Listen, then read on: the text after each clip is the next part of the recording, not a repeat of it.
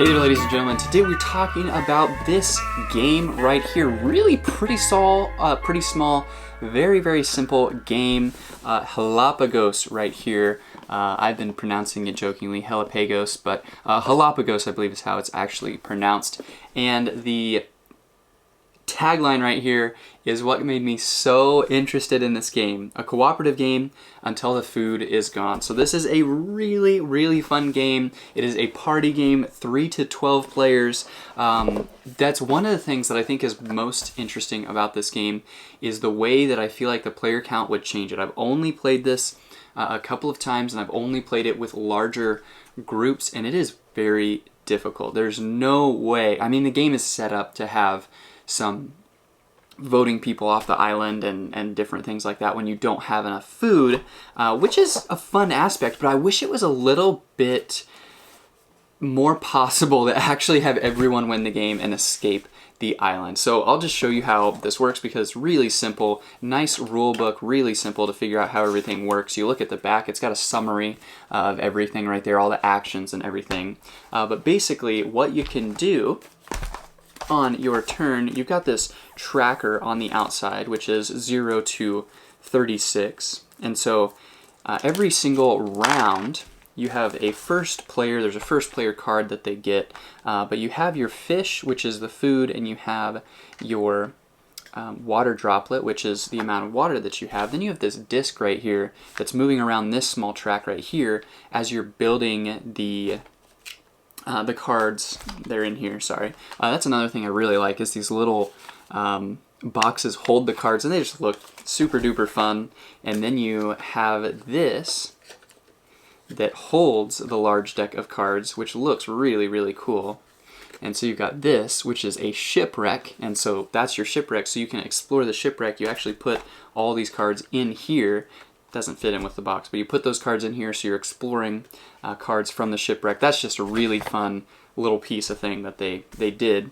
And so on each turn, everyone's choosing to do one of these actions. You're going to flip a card that shows you the weather, and so you can collect water based on the number that's there. There's 0, 1, 2, and 3.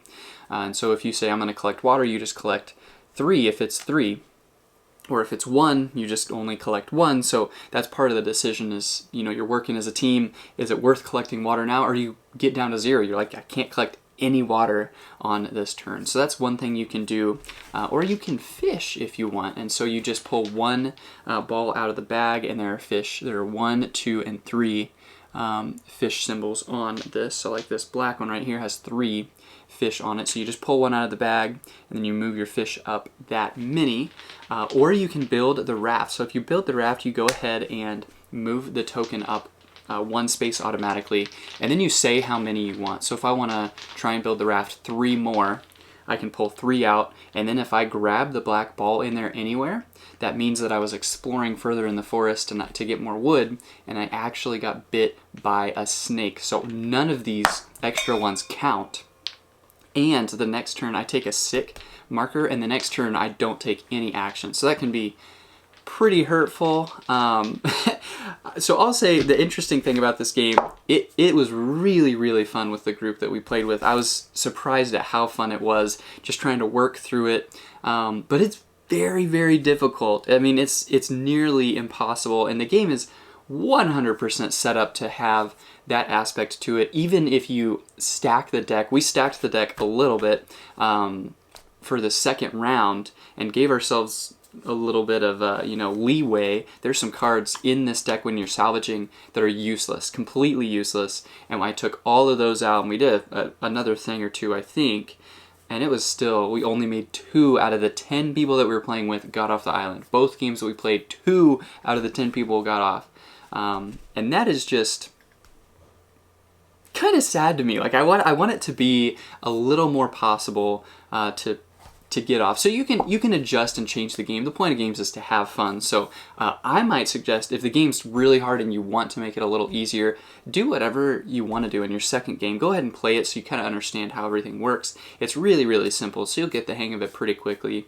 But one potential option is whatever number is out there, just add 1 to it. And I still think it's going to be really hard even with that. So if I pull this out and I get 3 fish, now I get 4 fish. And still, it's going to be a pretty hard game even like that. If the water counter says 2 out here, you collect 3 instead, that kind of a thing. Or there's some cards in here that make it really, really helpful to be able to get. So there's an axe where whenever you collect wood, you gain 1 extra, I think. And there's a fishing pole where you get to pull 2 fish out of the bag. And there is a water canteen, I think, where you get to double the amount of water that you're collecting. So all of those really, really help if you're able to get them. But if you're not able to get them, it just feels like you're constantly just barely surviving and not able to build the raft at all, which is... There were like a bunch of rounds. We got down to 4 people. A bunch of rounds we just went over and over and over and over. And we were able to get up to 4 water and 4 food. And then it would go down to 0. It's like, all right, let's fish and collect water until we can. And it was just, I wish that it was a little bit easier. I don't know if there are any like variant rules that you can play to make it a little bit easier. It looks like right here, there's a tournament mode. And so you can decide on a number of games to play. There's a solitary castaway, cooperative castaway, all sorts of different things there, it looks like. But I wish there was, and there might be, I might have missed something here. It is really, really pretty fun to be able to just dive through this game and talk through it and try and figure out what the best thing to do is, because pretty quickly you kind of know what things are going to look like, and you kind of know we're going to need to vote someone off the island. And so that's what happens if you get down to 0, and if let's say you have 7 people and you only have 6 food, you go down to 0 and one person doesn't get any food that round, you have to vote one person off the island. So depending on the group you're playing with, that may be something that's actually like really kind of sad and people's feelings can get hurt. But we were playing with a fantastic group where we were just laughing and having fun, and we actually drew out of the bag. So we put the certain number of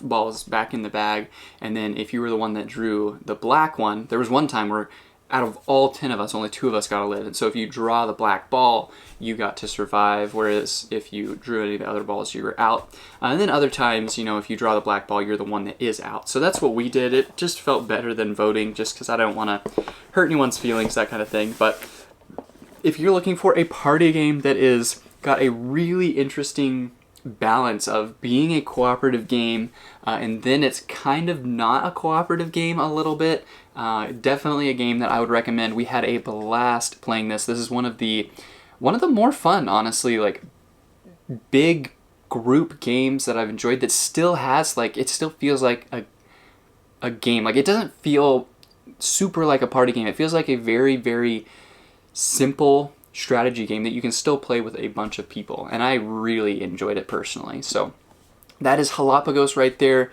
That's a very quick game. It says 20 minutes. Again, we adjusted some of that. It was a lot longer than 20 minutes with 10 of us for sure. It says ages 10 and up, and it is 3 to 12 players right there. Really fun game that I enjoyed by Gigamic Games. So that is Hellapagos. Hopefully that gives you guys a nice little touch and a taste of what it is, what it does, and why it may or may not be right for you. Thanks.